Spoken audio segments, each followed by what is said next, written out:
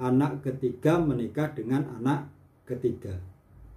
Karena ketika salah satu atau dua-duanya bisa berubah, bisa mengalah, maka rumah tangga yang dituju itu akan sakinah mawaddah warohmah.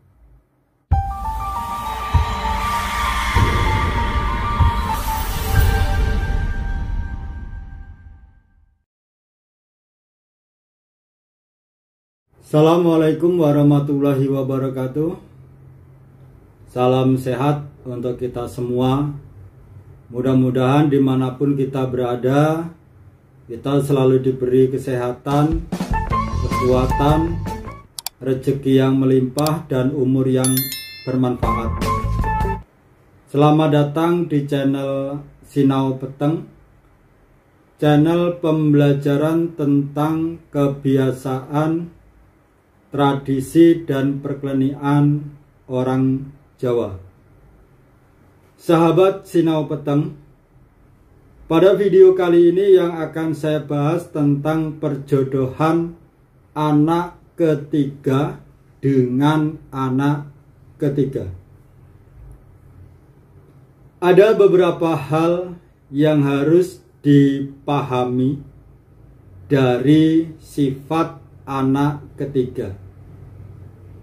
Yang pertama, anak ketiga memiliki sifat yang berbeda dengan kakak ataupun adiknya, dengan anak sulung nomor 2 atau dengan nomor 4 dan juga anak bungsu. Itu sifatnya paling beda. Yang kedua, anak nomor 3 mudah menangis atau sensitif. Jadi gampang untuk menangis. Yang ketiga, sifat anak ketiga ini sering mengganggu, baik itu yang diganggu kakaknya ataupun yang diganggu adiknya. Kemudian yang keempat, keras kepala. Yang kelima, ceroboh. Jadi anak yang nomor 3 ini cenderung ceroboh atau sembrono. Yang keenam, anak ini tidak peduli dengan omongan orang lain. Yang penting dia senang, maka dia akan mengabaikan omongan-omongan orang lain. Yang ketujuh, pemalu. Yang kedelapan, anak yang nomor urut 3 ini tergolong anak yang manja. Yang kesembilan, anak ini sering menyimpan amarah. Jadi ketika dia marah, dia tidak langsung memuntahkan, melampiaskan amarahnya, tapi cenderung untuk disimpan. Yang 10, dia memiliki wajah yang garang, tetapi sebetulnya hatinya lembut dan juga baik. 10 sifat dari anak ketiga. Ketika anak ketiga bertemu dengan anak ketiga atau anak ketiga menikah dengan anak ketiga, maka sudah bisa dipastikan keduanya itu akan memiliki sifat kebiasaan yang sama. Lantas, apakah anak ketiga ini diperbolehkan jika menikah dengan anak ketiga? Sahabat Sinau Peteng, maka akan kembali lagi ke nomor 1 sampai dengan nomor 10. Di sana ada sensitif. Di sana ada sering menyimpan amarah. Di sana ada sering ceroboh, sering sembrono. Kemudian di sana juga ada keras kepala.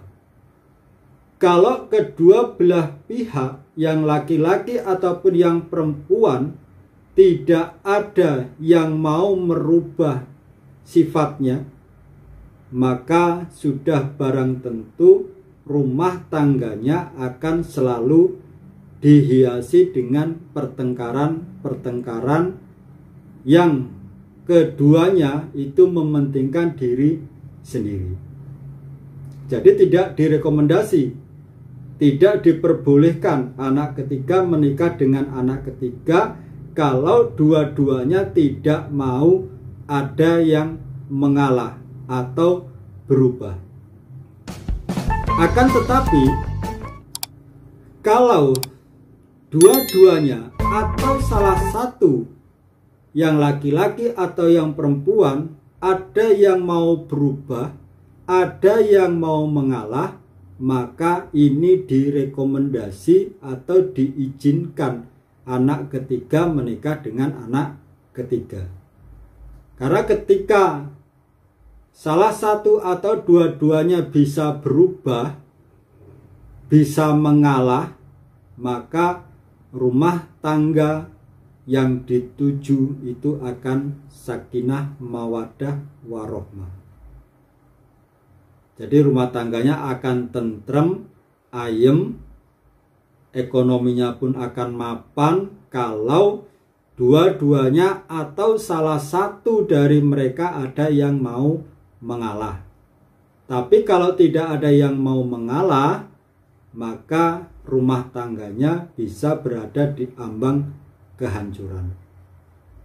Sahabat Sinau Peteng, video yang saya sajikan ini bisa dijadikan sebagai wawasan, menambah pengetahuan, tidak harus diyakini. Karena belum tentu apa yang saya sampaikan menurut primbon Jawa itu sama dengan kenyataan yang ada di lapangan yang dialami saat ini oleh teman-teman yang anak ketiga menikah dengan anak ketiga. Kita doakan mudah-mudahan yang anak ketiga punya pacar anak ketiga yang menikah dengan anak ketiga, rumah tangganya akan tentrem, ayem, akan jadi pasangan yang sakinah, mawadah, dan warahmah. Kurang dan lebihnya saya mohon maaf. Saya akhiri. Wassalamualaikum warahmatullahi wabarakatuh.